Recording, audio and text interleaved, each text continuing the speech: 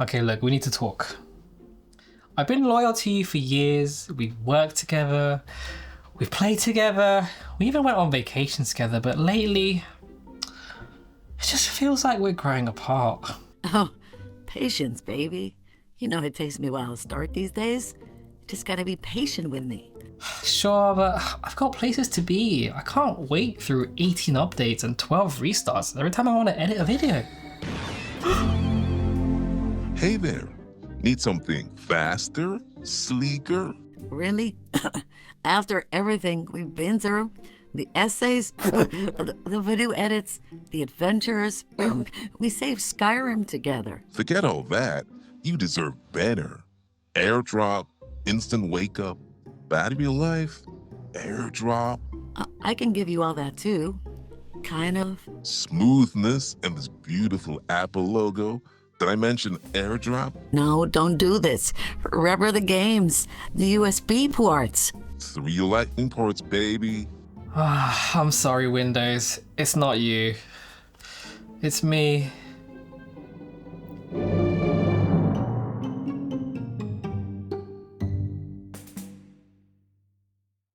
So after 30 years as a die-hard PC master race kind of guy, building rigs, editing videos, gaming, I did something I never thought I'd do. I switched teams. This is the MacBook Pro 16, the M4 Max model, and I've actually been daily driving this for the past month as a content creator and video producer. In my day job as a corporate video producer, I actually needed to get a new workstation, and with the admittedly generous budget that I had, it basically came down to a high-end Windows laptop or going Team Apple, and honestly, I've actually always been really curious about daily driving a Mac. I still have my custom PC at home, but with my work requiring me to be more mobile, hopping from sort of place to place, and my old Asus laptop overheating, being just noisy and kind of with a dead battery, I needed something that was portable but still powerful enough for big video projects. So here is my new workstation, and after a month of editing and even some light gaming, here's what I found.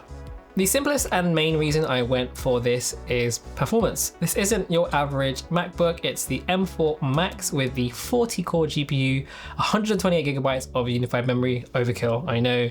It's got a 1TB SSD and the nano textured display. Expensive, yes, but compared to equivalent Windows content creation laptops, the Apple tax isn't as bad as you think, all things considered. For video work, I'm mostly a DaVinci Resolve user, and this thing has absolutely crushed every project I've thrown at it. My old Asus Zephyrus G15 has really struggled with larger video projects. It's got very noisy fans, it's been overheating, the timeline performance is really laggy, and rendering videos just makes it sound like a jet engine. With this, I can edit off the battery, render 6K or an 8K video project, and it stays cooler and quiet. To give you an idea, I ran a 4K video render with my wife's Still XPS 17 and also my high-end custom PC, specs on screen now.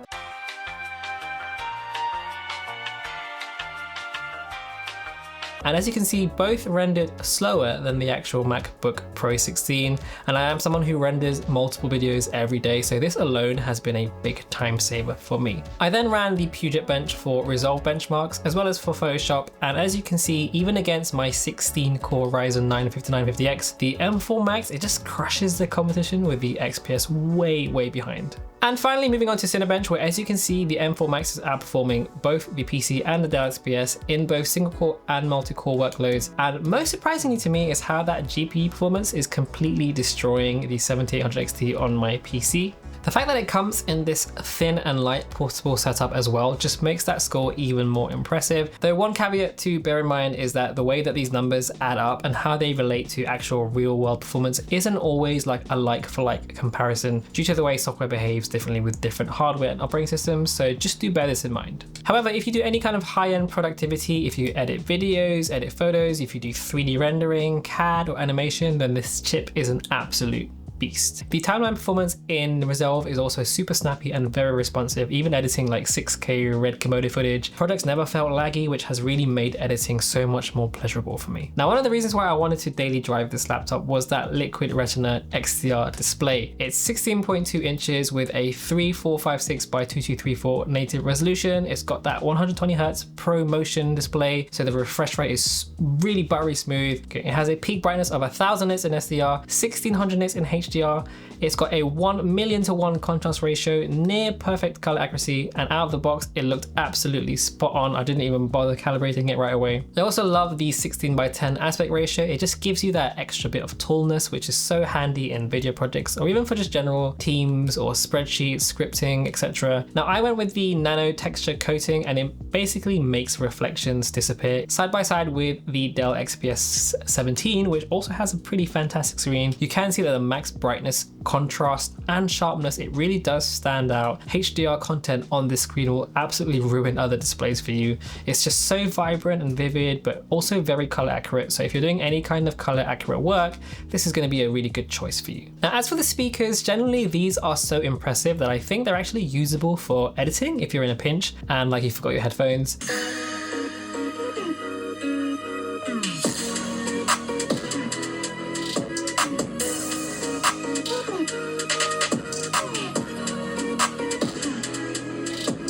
They're really punchy with decent bass, great dialogue clarity. Honestly, it's better than some cheap external speakers, and the build quality, it's no exaggeration. This is probably the most premium laptop that I've ever used. It has that solid aluminium chassis, a smooth and sturdy hinge. It's got like zero screen flex at all. It's also really thin, surprisingly light for a 16-inch machine. It's only 2.2 kilograms, I believe, and it has that timeless, clean Apple design. Now, the keyboard for me took a little bit of adjustment. The key travel is quite light. It's fine once you get used to it. If you play electric guitar, it's kind of like when you go from like 11 gauge strings and you pick up a guitar with like 8 gauge strings. It's kind of nice and definitely more comfortable. It just almost feels too effortless. Now, the trackpad though, that is on another level. It's smooth, it's precise, it's also massive, and the way it works with macOS gestures, I can actually edit a full video project without even needing to touch a mouse. And as someone who hates trackpads, this one really changed my mind. It is an absolute pleasure to use. It's just so responsive. Now, battery life has been another game changer with this. It's got a 100 watt-hour battery, and I get around 12 to 13 hours of light general use using Teams or Chrome and email. And I'd say somewhere anywhere from like 5 to about 8 hours editing and Resolve, depending on the size of the project, whether it's a 1080p, 4K, or higher resolution timeline. Now, I'm not sure if those are good numbers for a Mac, but coming from my Asus, which barely lasts an hour these days and only really performs properly when it's plugged in, it's been a huge upgrade for me. Ports wise, you get 3 Thunderbolt 5 ports, a full-size HDMI, SD card slot, and a headphone jack. Now, that might not seem like too much, but honestly, it's rarely been a problem for me, considering you can power the battery and plug in a display with just one Thunderbolt port. And most of my peripherals are actually Bluetooth and wireless, and it's nothing that a dongle can't solve in those rare instances where I need to plug in more things. macOS itself has been surprisingly intuitive. I did think that the jump for Windows would have more of a learning curve, but for better or for worse, macOS feels very much like it's designed for people who have never used a computer before, which actually made switching really easy in my opinion, bearing in mind I am not a complete Mac beginner. Features like Spotlight are really great. It also feels like really snappy, very responsive, and it also looks very stylish compared to Windows, and it really integrates seamlessly with my iPhone. Continuity features like using my iPhone as a webcam, AirDrop, syncing notes and messages, all of it just works so well. And I know you can basically do the same thing with Windows and Android phones, but it just feels so much more effortless with Apple. And unlike Windows, I've actually had almost, I can't remember a single time I've had a crash when editing videos or general using. I think it crashed once when I was trying to game, but more on that later. So downsides, there are some quirks with macOS, like not being able to reverse mouse scroll independently from the trackpad and the mouse without using a third-party app. And my LaCie dock, I just randomly went to sleep after every like sort of 2 or 3 minutes until I installed another third-party app to fix it. But overall, the transition has gone a lot smoother than I expected. Now, big elephant in the room is of course gaming. No one really games on a Mac. I know.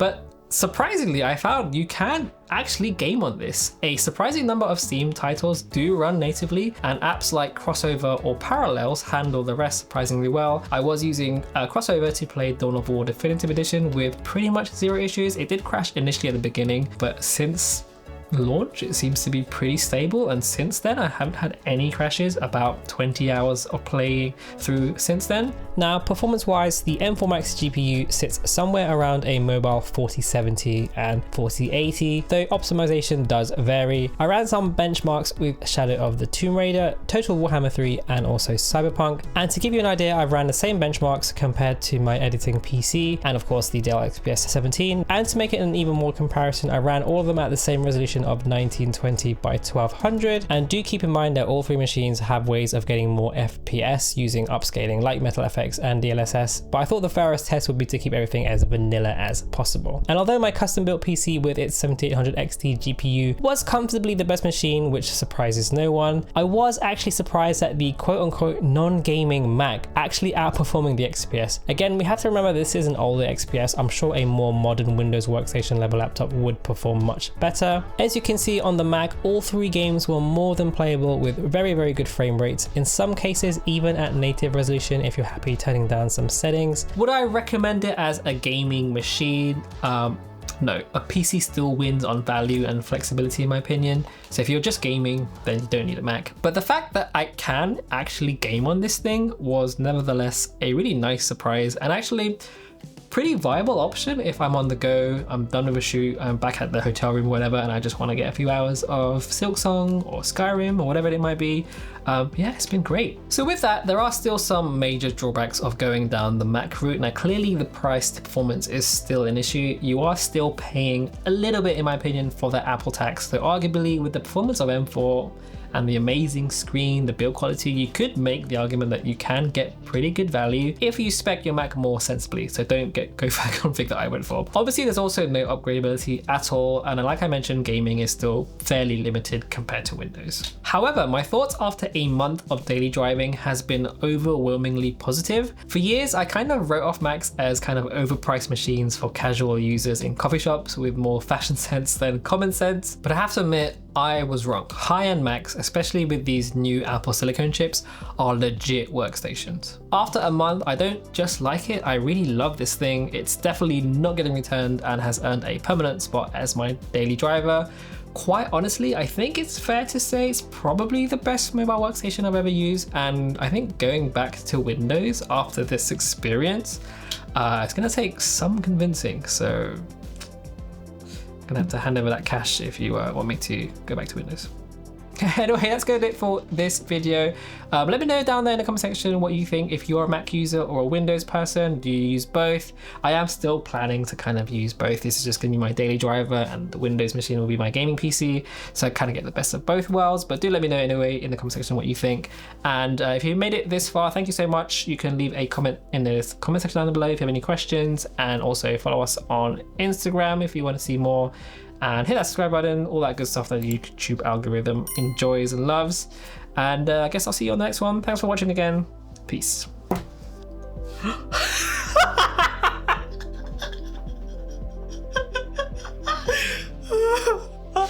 Okay, still one sec.